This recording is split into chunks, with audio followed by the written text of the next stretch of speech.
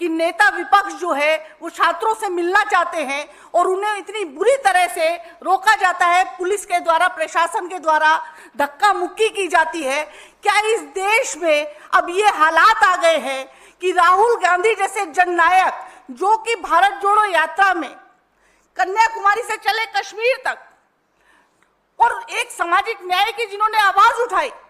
आज जिस क्रांति की आगाज जो उन्होंने किया, आज देश का बच्चा बच्चा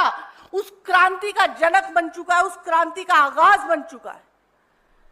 जब राहुल गांधी दलितों की बात करते हैं तो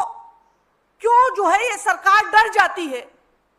ये तो बिहार का बच्चा बच्चा जानता है नीतीश जी कि आपने अपना जमीर तो गिरवी रख ही दिया था सरकार के पास में, लेकिन क्या अब आप सरकार के चौकीदार भी बन गए कि आप राहुल गांधी, जो कि न केवल जननायक है, न केवल सांसद है, बल्कि नेता प्रतिपक्ष भी हैं, अगर वो उन छात्रों से मिलना चाहते हैं जो हाशिए में सबसे पीछे रखे जाते हैं, दलित छात्रों से मिलना चाहते हैं, उनकी समस्याएं सुनना चाहते हैं, तो ये सरकार इतना डर क्यों जाती है? ये सरकार इसलिए डरती है कि राहुल जी अगर उन छात्रों से मिलेंगे तो वो छात्र जो है इस सरकार की पोल खोल देंगे कि हॉस्टल में क्या क्या होता है,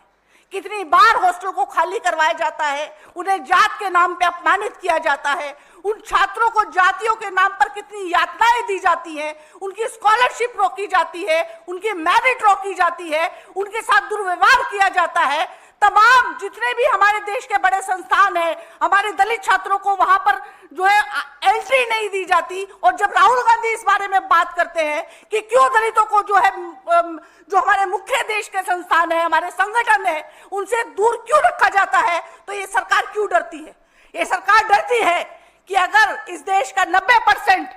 दलित, ओबीसी, पिछड़ा समाज अगर जग गया तो ये सरकार का तख्ता पलट देंगे, और सरकार अपना तख्ता पलटने से डरती है। इसलिए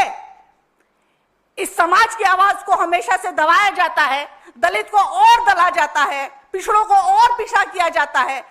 ये